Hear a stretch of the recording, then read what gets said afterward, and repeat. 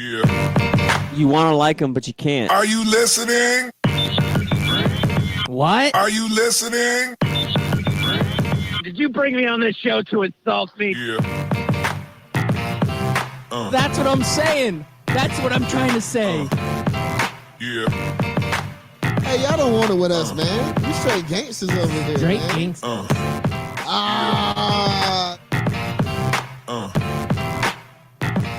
Yeah, good morning and welcome back. You are listening to Scout Team Radio. We are here. We are live. We're here every morning, Monday through Friday, right on 12-ounce Sports Radio. I'm one of your hosts, Loudbeard. I have another host.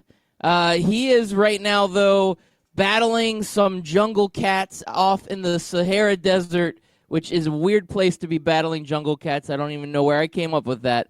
But he's working through some of the challenges when you have to fight a tiger and a leopard at the same time. And so once he's able to reconnect his arm and get it all figured out, he'll be on the air. I'm waiting for it. Eventually it'll happen. Maybe. But with all that being said, I do have to point out that we have a hot tweet coming in already this morning. It is at Scout Team Radio. You can hit us up on Twitter. And our boy, Memphis Spence, thank you, Memphis Spence, good friend of the show. He is tweeting in already. He's got a hot question for us. He says, someone said Jared Goff is just Andy Dalton with great weapons / coaching. I'm going to say great weapons and great coaching, right? That's what this tweet's trying to tell us. He retweets this to us and says, this would be a great topic for the show today. So I'm going to start it out because the Rams, they struggled to come out with a win last night. And after a great matchup, they still don't get the W. And now we're looking at the Rams who last year, they were the Cinderella story. They were on top of the world. Jared Goff looked like he could not be beaten. And this year, it's just a little bit of a different story. They get walloped last week by the Tampa Bay Buccaneers, which is a team that typically doesn't do the walloping. And now they come and they play the Seahawks, who is a divisional rival. And you need the best out of what you can get out of Jared Goff. And this tweet says that he's just Andy Dalton with great weapons. Is there some truth to that? Yeah, but I'm going to say hell no. Jared Goff's better than Andy Dalton. We've seen this Andy Dalton story play out. Andy Dalton is just an average NFL quarterback. Andy Dalton had A.J. Green. He had good weapons around him. And Andy Dalton was always just all right. I think Jared Goff's a little bit more than that. Now, Jared Goff right now does have some fantastic weapons. Yes, he has Todd Gurley, Todd Gurley scores 2 touchdowns last night on Thursday Night Football, but only has 51 yards rushing. We're not getting the same Todd Gurley we had last year. They're not running him as much, and we're not seeing as effective of a runner in Todd Gurley. So that could help, that's causing some of the challenges with Jared Goff, because now they're having to put a lot more on his shoulders. He's going to have to sling the ball around more. And he's got guys out there that are helpful. We've got Cooper Kupp, who had an outstanding evening last night. And Brandon Cooks. I mean, these are weapons that are just outstanding weapons. But Jared Goff, I don't know if he's the guy that is going to be good enough to be able to carry your team. You need another Todd Gurley. You need more production from some of these other weapons. So, no, Jared Goff is not Andy Dalton, but I will have to say that he's not far off. And you know what? Thank you, Memphis Spence, for tweeting that in. That was a great way to start us off, because last night we did have a fantastic Thursday Night Football game. The Seahawks get by with a crucial divisional win, 30-29 against the Los Angeles Rams. This was a game that the Seahawks went up early. Rams come back. Seahawks then go back up again, and then the Rams get just enough time, and on the shoulders of Jared Goff, drive down with just seconds remaining, get it down into field goal range. Their big leg, Legatron, Greg Zuerlein, gets an opportunity from 44 yards, and he just pushes it right. You know, I know that on this show we talked about kickers quite a bit last year, and the kicker is such an important part of a program. You think of these teams and these games when you are sitting there on the fringe, on the edge, and you just need 2 points, 3 points, 1 point. You need something, and all it takes is a field goal to win a game for you. You need these clutch kickers. And I know that right now the Rams have to be sitting a little uneasy. In the press conference afterwards, Coach Sean McVay, he said all the right things. He said, Greg Zuerlein has made big kicks for us. He made big kicks in this game. He had 3 kicks earlier in the game that he made no problem. He was 3 for 4. Unfortunately, the one he missed was the game winner, and he said, we're going to move forward, and Greg is going to make some big kicks for us in the future. And it was great coach speak. Sean McVay sitting there saying the right things, but it still hurts because the Rams aren't looking as impressive as they did last year. Again, coming off that big loss to Tampa, coming into Thursday Night Football in a divisional matchup, you have an opportunity to win. You have the kicker there at the 44-yard line. Your young quarterback, Jared Goff, drives you down the field, makes the right plays, gets you into that position, and you still can't make it happen. That hurts. That absolutely hurts as a fan, as a team. It defeats you. It hurts your morale. And right now, Sean McVay has a difficult job to get this team back up, back motivated, and he probably needs to look at his game plan. It looks like Todd Gurley disappears in the second half of this game. Maybe we need to run the ball a little bit more, Sean McVay. Maybe you need to come up with a few more wrinkles in your offensive game plan. Have teams figured you out? Have teams decided that they know what to expect out of the Los Angeles Rams?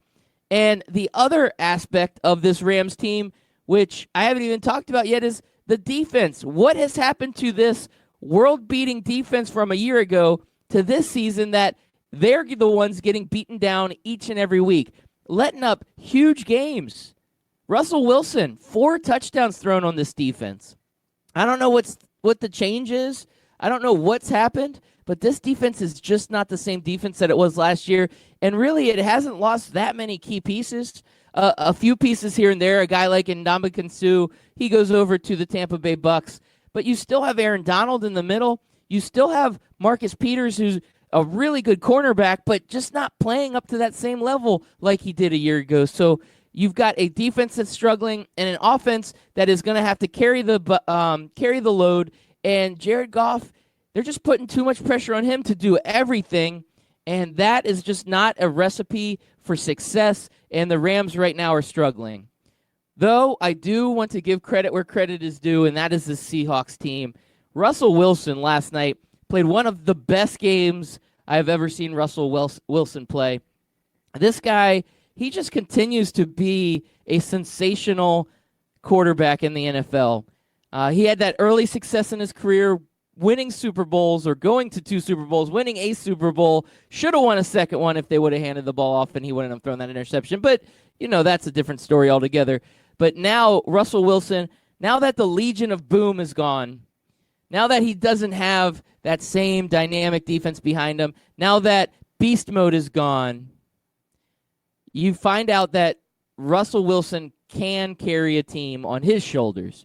You see that Russell Wilson, besides the fact that he doesn't have the same supporting cast he once had, he's got guys like Tyler Lockett, who had a phenomenal catch last night. A guy that just gets his toes in and one of the best catches of the season so far.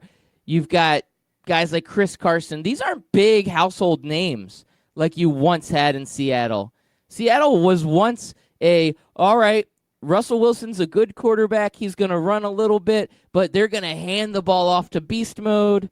They're going to hold teams to very low scores because they've got the Legion of Boom with Richard Sherman and Cam Chancellor and all that supporting cast that they had. Now, this isn't that same team. This is not that same team, but they are still good. They don't have the same key names, but they're still doing the right thing. Jadeveon Clowney was a huge acquisition for this team. He picks up a nice fumble, Todd Gurley's first fumble since week 3 of last season. He forces a fumble on Todd Gurley. He recovers that fumble, and he is making a huge difference on the Seattle Seahawks defense. So acquisition of Jadeveon Clowney early in this season was huge for this Seahawks team. Russell Wilson's play has been huge for this Seahawks team. And in the end, what you're finding is that the Seahawks might be a little bit better than we're giving them credit for. And the Rams may not be as good as we thought they would be. And this is why we play the games. This is why we love watching football. And once again, Thursday night football rules. And Monday night football has been struggling. Thursday night is where all the good games are. Just not the same. Monday night football used to be that electric event that we would all waiting all week for Monday night. It's just not that way anymore. The schedulers, I don't know what they're doing. Chris America has a theory that ESPN has gone and, maybe pissed off the NFL. And the NFL is purposely sabotaged. They are a saboteur in the midst of the NFL, and they have gone and sabotaged the schedule for ESPN. Now, I don't know if that is all true or not, but I am going to have to take his word for his theory, but I like it. I like where he's going with it. And with that being said, what else do you do? What else do you do in that circumstance? I just don't know. All right, so it looks like I might have Chris America trying to call in here. Let me get my phone hooked up here. Give me just a quick minute. I'm going to go ahead and go to a commercial break and try to get him on the phone. I think he's having some technical difficulties. Like I said, he was fighting a lion, a hyena, a leopard, all that good stuff. So I'm going to go to an early commercial break, try to get Chris America on the phone. Hey, you. Yeah, that's right. I'm talking to you.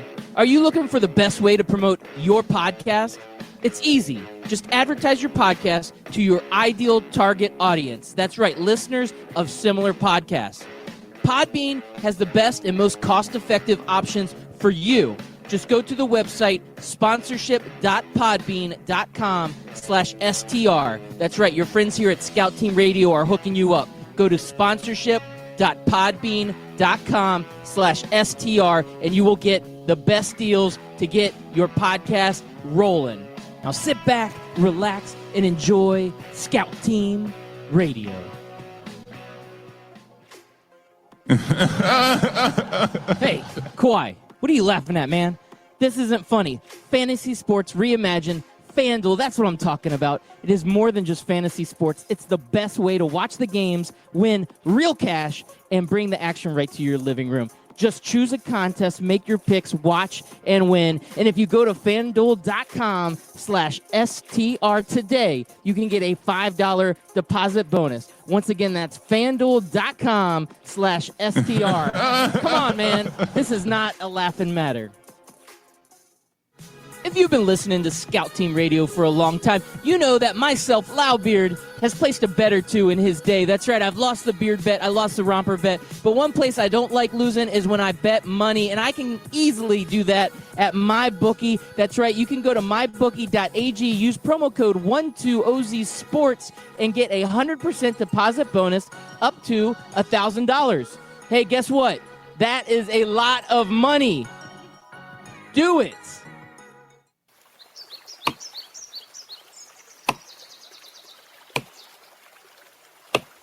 When I'm working hard, I build up a thirst for sports. That's when I grab a cold 12-ounce sports radio.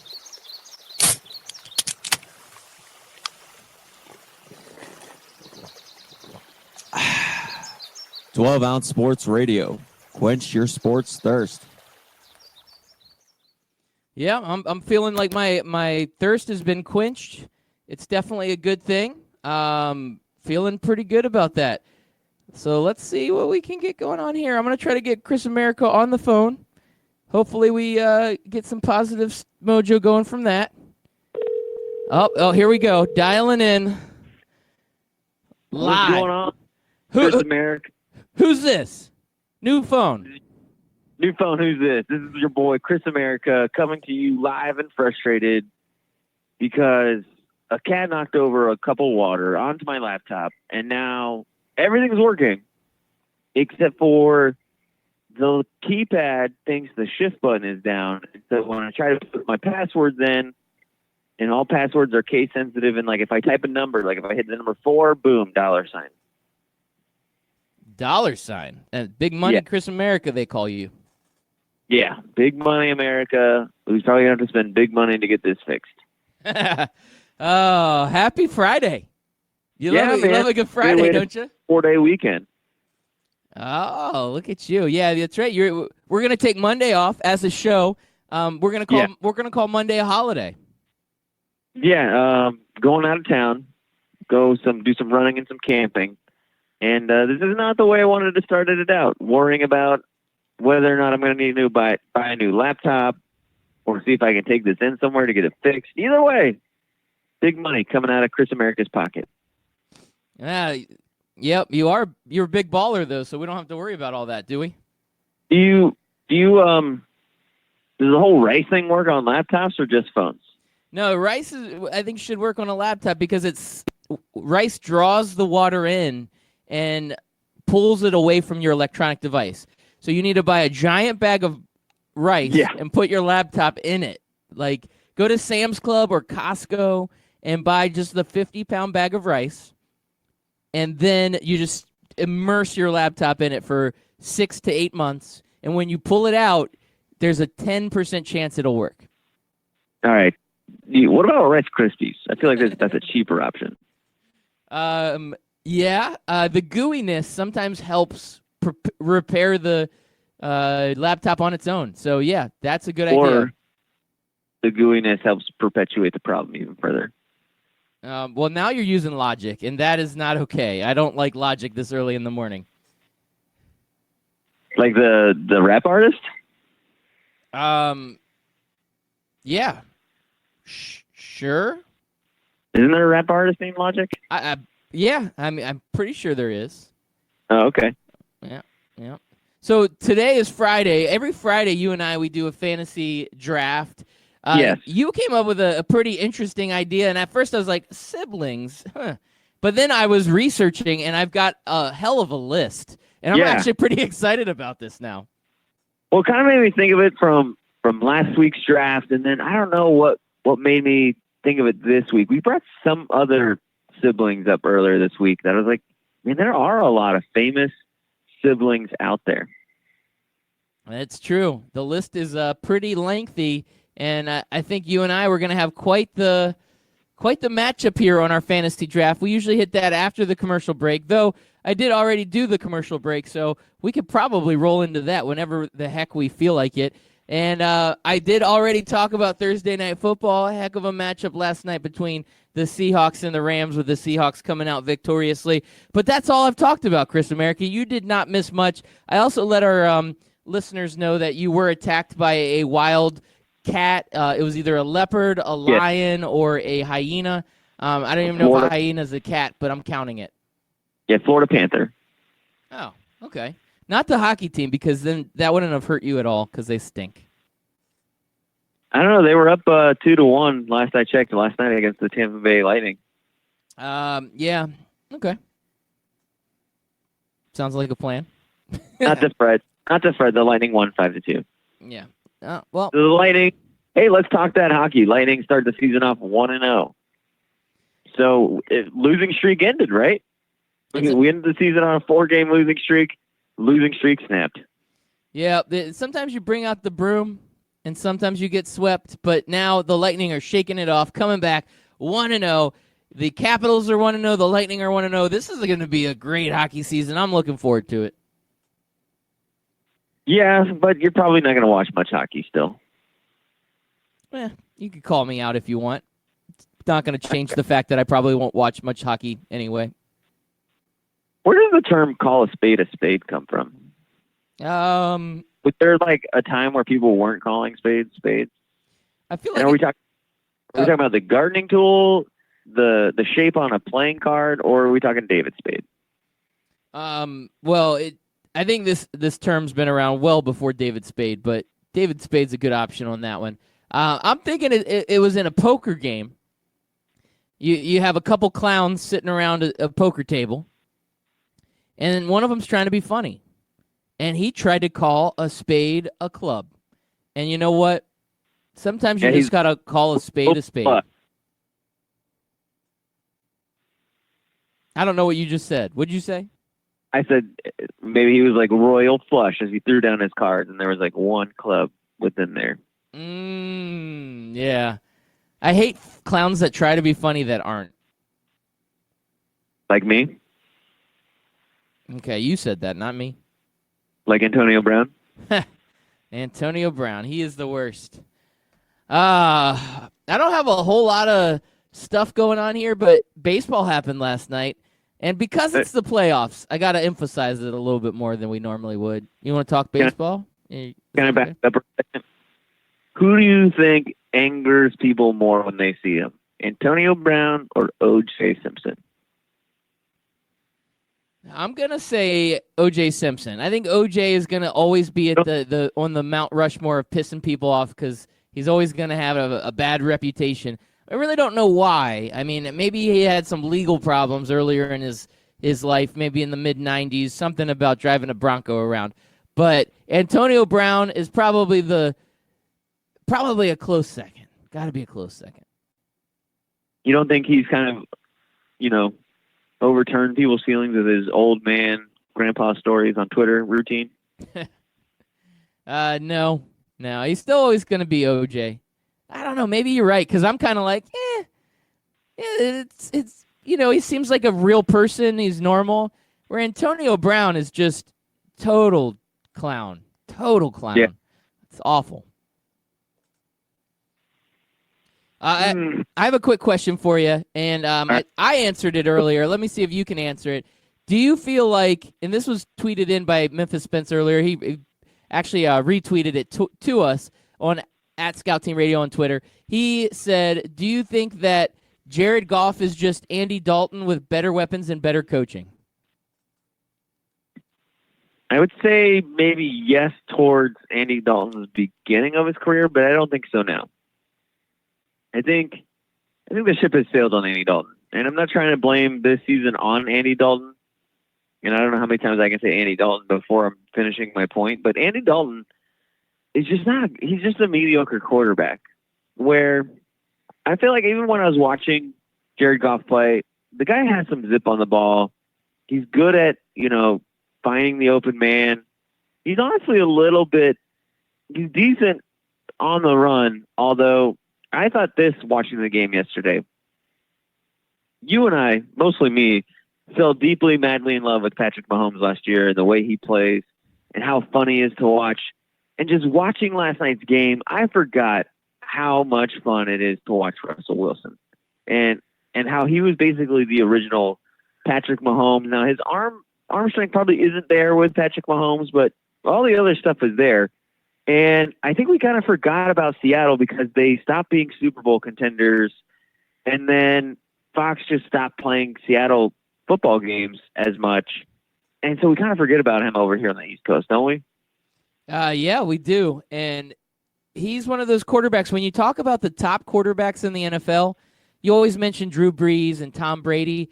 I always feel like Russell Wilson should be in that conversation, but he seems like he's always left off that list of that top echelon quarterback. Doesn't it seem that way?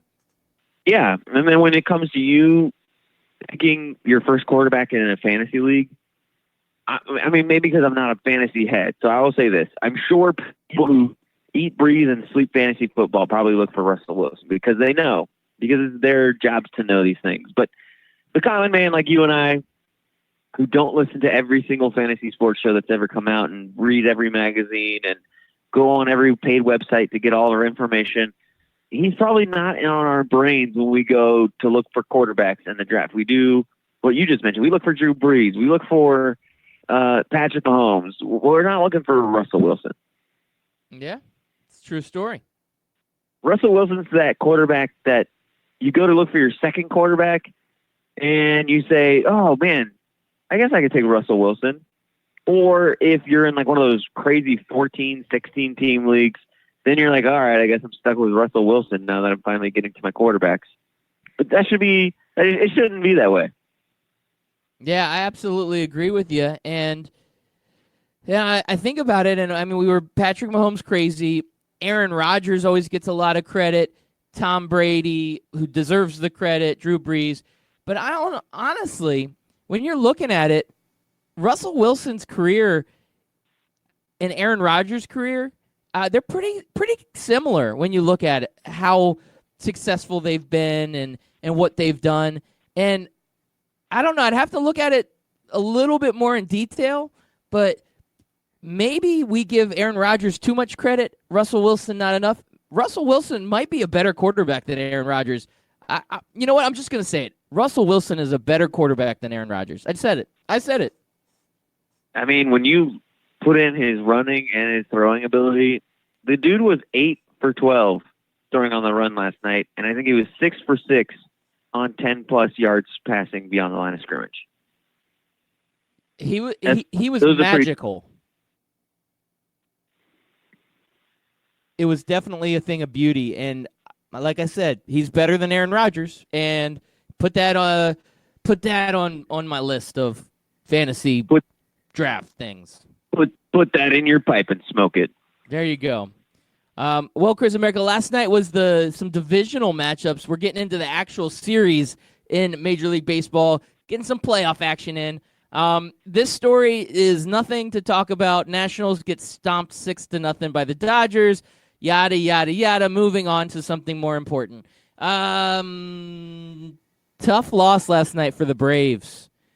Braves come in this postseason hot. They're playing the Cardinals. And they get a little bit of a lead late in this one. And the Cardinals score 9 innings. Scored 4 runs in the 9th inning. They scored 9 innings also, yes.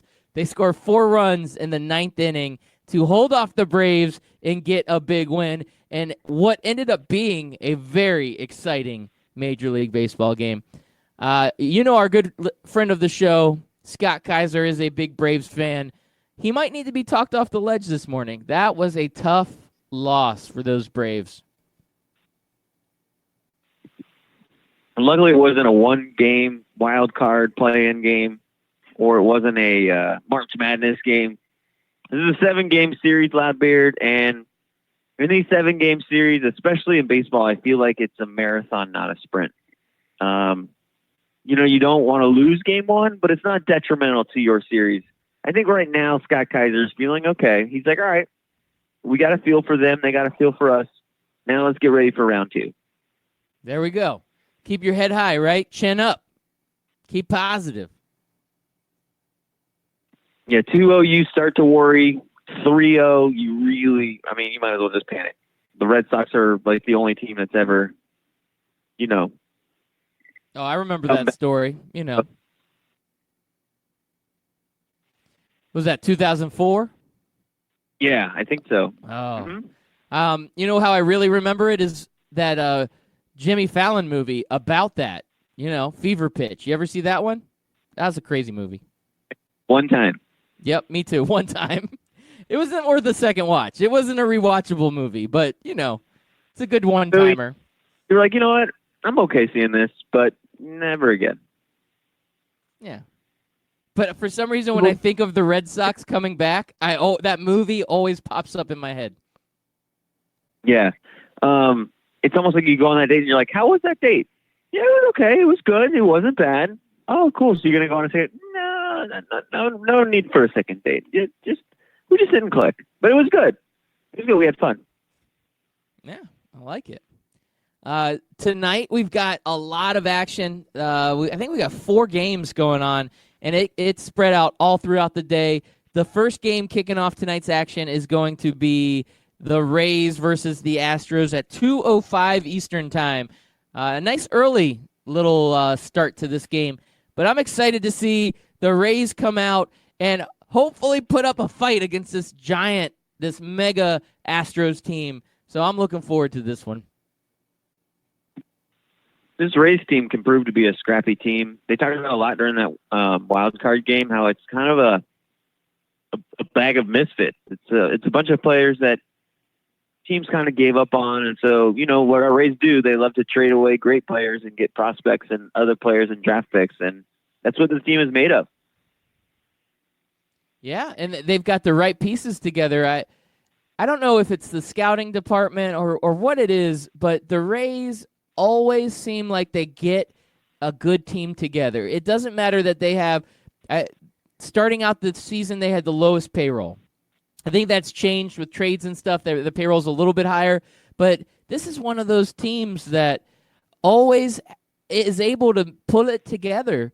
And just to see him out there, and I saw you had put this out on social media. I think you had retweeted it or shared it on Facebook from someone else, but how 9 out of the 10 highest paid Major League Baseball players are not in the playoffs right now. Yeah, that was me. I shared that actually this morning while I was trying to get out of bed, wrestling with tiredness. And yeah, again, I sound like I'm beating a dead horse here, but baseball once again proving that salary cap not having a salary cap doesn't mean the sky's going to fall and the Yankees are going to win all the time and everything else, because 9 out of 10 highest paid baseball players are not in the playoffs. You're not going to see that in any other sport. That's crazy, isn't it? Like in the NBA, that would never happen. Never. No, That's never. Just different. Now, like LeBron James missing the playoffs last year was head scratching. Yeah. Yep. And in the NFL, it's not going to happen because your highest paid player is your quarterback typically. And if you have a really good quarterback and pay him a lot, you're usually going to make the playoffs. Now, there are some exceptions. The Lions paid Matt Stafford a lot of money, and they don't make a whole lot of playoffs. I think Derek Carr's got a pretty substantial contract, and the Raiders don't make the playoffs very often. So there are some exceptions, but it's not like baseball. But Andrew Luck, Drew Brees, Tom Brady, they were all making playoffs. Peyton Manning, back when he was playing, they were all making the playoffs year in and year out. Yeah, yep, it's a great point. Yeah, one baseball player getting paid $300 million over 10 years is not going to win you a championship. It's a team sport. You have to have all the right pieces. And if you get good at picking up those guys that are a little bit, let's say, a little bit cheaper than those super overpaid high-end guys, but still perform to maybe just a little bit of a level lower, those guys are the ones that really make a difference. That's why in baseball that whole Moneyball thing came about, because they realized that it's all about analytics. Baseball's a weird sport because you can bat 300 and be one of the best batters in the league, but then if you're batting 250, you're like, okay, that guy's average. So there's really a fine line between great and mediocre in baseball, and the guys that are great for 1 or 2 years, get a huge contract, and then get fat and happy and sit back and don't work as hard, and it's just it's a weird situation in baseball. See, I think that's like a cop-out excuse. I don't think Mike Trout's fat and happy and just not playing hard. And Bryce Harper, you said he improved this year from last year. Honestly, if he got fat and happy, it was when he felt like he was going to get a big contract, because what did he go from over 300 batting average to down to 2.5 or 2.6, 2 years ago? Yeah, so maybe I agree. Happy before he got that contract. And I was kind of still surprised, and that's kind of what baseball does, is they kind of know that it's not just about rewarding the player for play, but it's also rewarding the player for the attention and the money and the draw that player brings in. And that's what it's really about. Yeah, especially with Bryce Harper. You're right. He was batting over 300. I think it was 317 2 years ago. Last year he batted like 249, and then this year it was like 253. You definitely saw a change in that. So we've got some tweets coming in here, Chris America. I gotta look at this because Mike Berlani says, why MLB players great till they gotta be great? big time MLB fan Lizzo. I like that. You heard that Lizzo song that's so hot right now? Oh yeah. Yeah. And just so you, I've also heard that song that says "I'm 100% that bitch." That's the same song. Let's And then see. he said, then again, the Reds took the first two in San Francisco a few years back and only needed to win 1 out of 3 at home and blew it. I guess he's talking about that 5-game first round. I forgot that baseball still does a 5-game series in the first round of the playoffs. You're showing your Major League Baseball chops when you're throwing that Well, out. I got to be honest. I don't really pay attention till the championship series. The NLDS, the ALDS, especially when they start at 2:05. I'm not watching at 2:05. I don't know if this is my OCD, but I really don't like how they go 1-game play-in, 5-game series, 7-game series. Put them all, make them all 7-game series, make them all 5-game series. Do something, but I don't like the unevenness of the different. I've always hated that. I could see that triggering your OCD. For me, I appreciate it. I wish basketball would go back to it. It'll never happen because the NBA realized they make so much more money with that extra game in the first round. But I kind of like it because it should be that way. Like maybe not a 1-game series for the wild card teams, but 2 out of 3 would be good. Nice little 3-game series. And then you go to the next series where, okay, do I need to see Houston if they go up 3-0? Do I need to see that other game? Does Tampa really need to be beat down even more? Does Houston even need to risk any more injury to their players and pitchers and use up, the wear and tear on their bodies through the playoffs? No, I don't need to see that just to prove that Houston is a better team than Tampa if that's to happen. Now, I'm not saying that's going to happen, but we see that more in the NBA, right, where the 1 seed and the 8 seed, it's just not going to happen. So let's just move this along. Let's get on to the second round. Yeah. And then Mike Berlon saying, preach, the start time for the playoffs suck. Today, the Rays are playing at 2:05. East Coast, which is where the Rays are. And I'm sitting here thinking, it's a Friday. I have to work.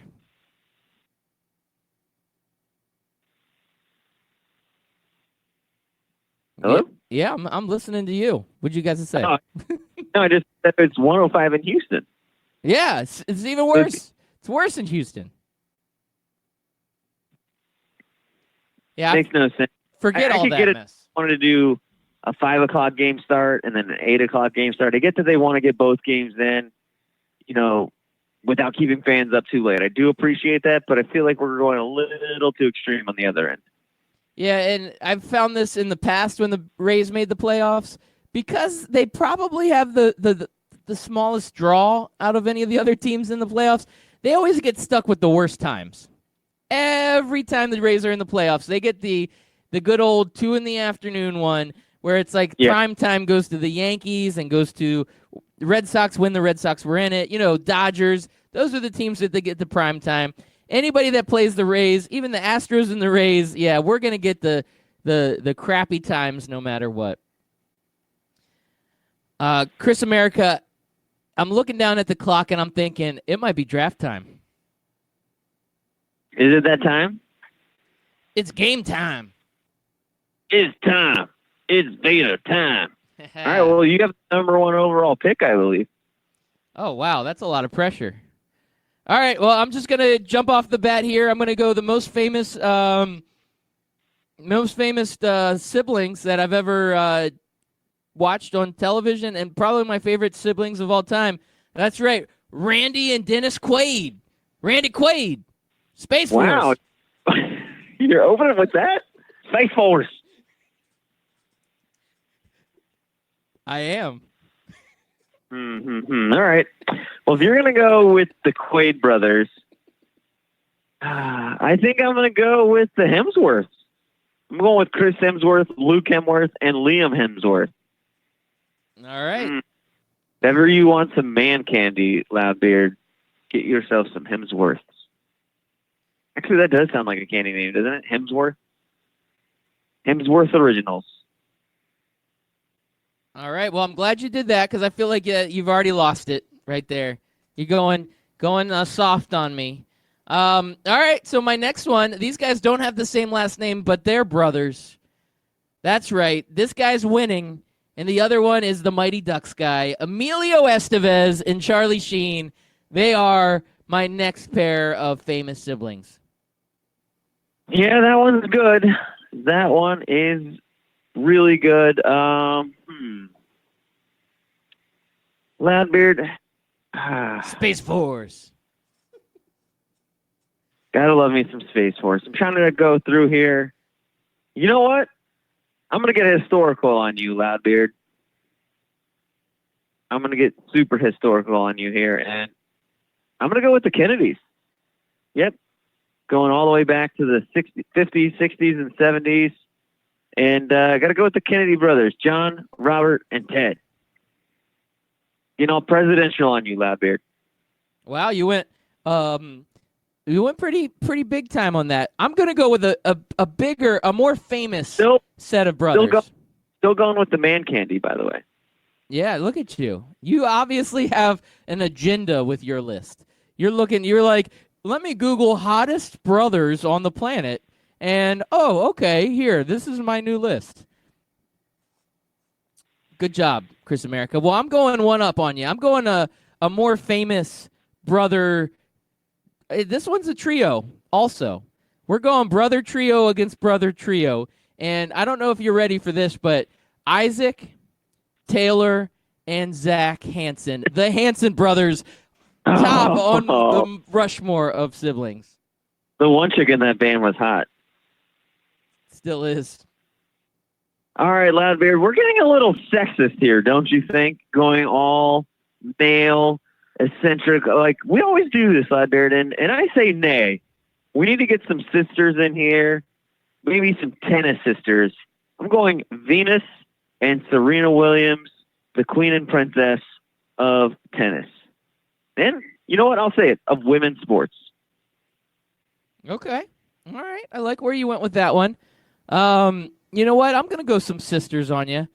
These are some of my favorite sisters. They were on one of the greatest television shows ever to be on television, and that would be Mary-Kate and Ashley Olsen. And I'm going to throw in that other Olsen sister who happened to be in a Marvel movie once in a while. What was her name? Elizabeth Olsen. That's right, the Scarlet Witch.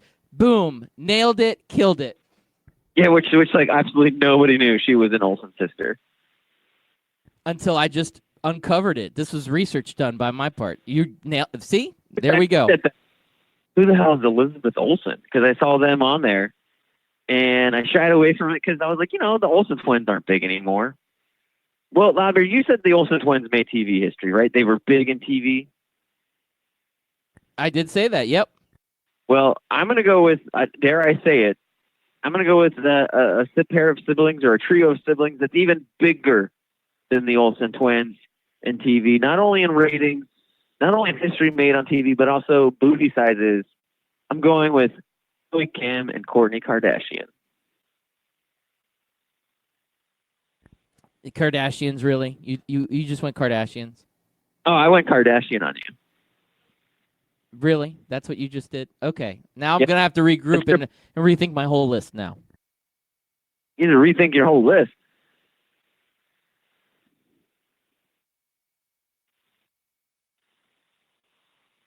Are you rethinking it right now? I am rethinking it right now. I am. Why don't you go after some sports siblings, man? I need to do one with sports. I got one more. Yeah, let me see what I got here. You know what? We're going sports. You may not call this a sport, but I call it a sport. Professional wrestling. You know what? Oh. I got to do it, Chris America. Which one are you? I am doing Owen and Bret Hart, the most famous brothers. Owen, may he rest in peace, and my good friend Bret. They can do it. I was going to sit there and say the Hardy Boys have to be the best, most popular brothers, but then you said Owen and Bret Hart. I was like, no, I think that beats out the Hardy Boys. I was actually up in the air between the two of them. Yeah, usually the Hardy Boys are up in the air. And then there's a really, really bad dark humor joke with Owen Hart being up in the air, but I won't say it, even though I kind of just did. Oh, Chris America. You I'm still angry over the laptop, man. It brings out the worst in me. you do. You've got a dark cloud over you. Man, Owen, we miss you, buddy. I feel like there's so, like you said, I brought up this idea and you thought, there's not going to be that many. And there are so many people who are related. And I don't know if that just means their family is talented or that they just have like a shoe in, like, oh, meet my brother, he's pretty cool, or meet my sister, she's pretty cool. And then they're like, okay, well, you can have him on here, Loudbeard, because this is the last pick of the draft. I have so many people that I could pick. I could pick the Manning brothers. We didn't even mention them. I could have picked Malia and Sasha Obama. The Braxton. Wow, you come up with the ones I didn't even think about. Randy and Dennis Quaid was number one on my list. I like them still. Yeah, you do. You do have the Randy and Dennis Quaid, and then you followed up Beyonce and Selena Knowles. Yeah, Sanj. Yeah, I had them. Solange. Could have done the Road Warriors. Scott Steiner and Rick Steiner. Could have done those guys. Just so many. Mark and Donnie Wahlberg. But alas, Loudbeard, I'm going to pull the trigger. You went a little crazy with the Quaids and a little crazy with the Sheens and the Estevez. But I feel like in order to beat those two families of crazy brothers, I got to go with the Baldwins. Yep. I got to go Alec, Daniel, Stephen, and William Baldwin. I got to go with the Baldwin brothers because they have different levels of fame, but yet all the same level of craziness. And they all pretty much look the same. Like their dad had no way of denying any of them as his kids. That's true. They were like identical brothers. Yeah. It was weird. There's like, oh look, it's Alec Baldwin, and then somebody in the movie there's like, no, that's Daniel Baldwin. Oh, okay. Although Willie does look a little bit more car salesy than the other ones. Or is that Stephen Baldwin? See, I don't even know. Loudbeard. That's how much they look alike. Another pair of siblings we missed, Loudbeard, are the sisters. Oh yeah. Oh, Tia and Tamara. Yeah. What are some other sports siblings? We covered the wrestling one. We only mentioned the Manning brothers. Is there another set of brothers out there that we're missing? Are there brothers in baseball, brothers in basketball? Oh, you know who we forgot, Loudbeard? Damn it. You're not a UCF fan, Loudbeard. Oh, Shaquille and Shaquem. Yeah, that was a good one. So I had one on my list I meant to pull the trigger on, but it looks like I kind of missed this one. I don't know why I didn't do it, but it would have to be Brad and Doug Pitt. Who's Doug Pitt? Brad Pitt's brother. Well, I know that, but what has he done? Well, he was Brad Pitt's brother. Like, Brad Pitt is so famous that as long as Doug Pitt's alive and it's his brother, that's a famous sibling duo. All you need is one famous sibling. So Brad and Doug. Like, Doug was, he's cool too, man. Come on. Yeah, we forgot the Trumps, Eric, Donald Jr., and Ivanka. There I'm you sure go. President Trump and President Obama have siblings as well, so we forgot those two. I mean, you don't get more famous than the President of the United States. Yeah. So, and then you can get into the music world, and you could do like the Allman Brothers. Oh yeah. What is it? Marie and something Osmond. Marie and Donnie Osmond. Yep. The Partridge Family. Oh yeah, that would be a good one. The Brady Bunch. Oh, the Brady Bunch. Did they sing? I don't think the Brady Bunch sang. They weren't did. a band, were they? In the beginning, weren't they all singing when there was like the 9 little squares that made them look like they were part of the So their theme song counts. just Brad Pitt's brother counts. Getting a little loosey goosey with the rules here, Loudbeard. I live in a world without rules, Chris America. No laws when you're drinking claws. Are you drinking White Claw at the beginning of the show, Loudbeard?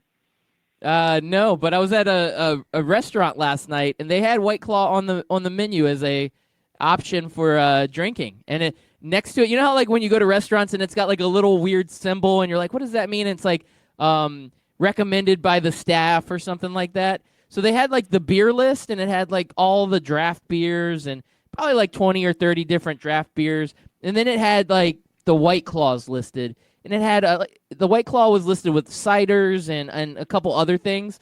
And next to the White Claw had that picture, the symbol saying that it was like staff recommended drink for the restaurant. I have a feeling if you opened a bar, you'd make a mixed drink called Doug Pitt. You know what? He's underappreciated in our time. Doug is the man. It's Doug Pitt. And you'd be like, it's Doug, Brad Pitt's brother. What are you doing? Oh, man. I don't even know where I'd fit him in on my list. I love my list so much that I think we should go 6. I'm going 6, and I'm picking Brad and Doug Pitt. Well, if that's the case, then I'm going to take Mike Berlon's suggestion and go with Ben and Fred Savage. Oh, that's a good one. Oh, man. That's quality there. Good job, Mike Berlon, coming in hot. We appreciate the feedback because that is a hell of a brother. Wow, Memphis Spence tweeted in something. It's a lot of words, though. Yep. It's early. Well, it's a little 7 ways to Kevin Bacon here. Apparently, the Rays GM is Eric Neander, who worked under Andrew Friedman back in the good old days. And then Friedman was a Sporting News Executive of the Year back in 2008, which was the World Series year for the Rays. Friedman is now the GM of the Dodgers. Both are excellent. Is he predicting in his own way that the LA Dodgers will play the Tampa Bay Rays for the World Series and will have a guest star home plate umpire, Kevin Bacon? He is. That is the prediction, and that is one of the best predictions I've ever heard in my life. Thank you, Memphis Spence. That was good. I'm going to call that a hot take. Hotcakes. Yes, McDonald's serves those each and every morning. And now I think they serve them all day long. Hotcakes. Hotcakes and sausages. Why are you always talking about sausages? Your list is all a bunch of brothers, and then you're talking sausages. Now you've gone too far. Put in the Kardashians and the Williams sisters. They could be brothers. We don't know. That's a hot take. That is a hot cake. All right. Well, that was I liked it. I liked the sibling discussion here. It actually went a lot better than I originally. You said siblings, I'm like, well, I don't know what is siblings. And then you threw out the Jackson 5, and I'm like, okay, well, cool. Damn it. Can we go 7 picks? Yeah, I got Michael and Janet. There you go. You got Michael and Janet. You know who I'm going to go? I'm going to go with the brothers. Which brothers? The Wayans brothers are the ones who made me think of this whole draft to begin with. Oh, I love the Wayans brothers. There's a lot of Wayans, too. There's Damon, there's Marlon, there's Sean, there's Keenan Ivory Wayans. Like, there's Wayans all over the place. And do you think Keenan did that to, like, separate himself? He's like, you know what? Everybody has their first name and their last name. I need to set myself apart. I'm going Keenan Ivory. Doing the full-on name. KIW, son. Yeah, he was like, don't call me Keenan. I'm Keenan Ivory. You better represent. Or do you think he didn't want to be confused with Keenan and Kel? I think he was before Keenan and Kel. Maybe he had, like, a soothsayer. He went to go get his palm read, and he's like, the palm reader was like, you need to change your to your full name because Keenan and Kel is going to be a big-time show for kids in the 90s. I was really hoping to somehow find a crystal ball where I could predict the future. If you had a crystal ball or a soothsayer, whatever you have that could predict the future, what would you want to know? Sports score so I can gamble my way to wealth. Damn it, that's exactly what I thought. If I could know the future, I would want that. Everything else I don't want to know. I want to get surprised. I'm thinking a la Back to the Future, Biff Tannen. He led the way for how we shape the future. Yeah. Just go on and we could do our segment, Bet It or Forget It, which I kind of want to change to Can't Touch This or Too Legit to Quit. Which I'm okay with. Yeah. Well, But Chris, we'll have to say next week, Lavir, because we're out of time this week because I spent too much time trying to fix my wet computer. that's what she I know said. That's not a euphemism. I am not going to play the end music because I've got you hooked up on the phone, and usually I have my soundboard hooked up. So we're just going to go into the dark silence of deathly silent noise. I'm going to do the grounds, okay? All right, do it.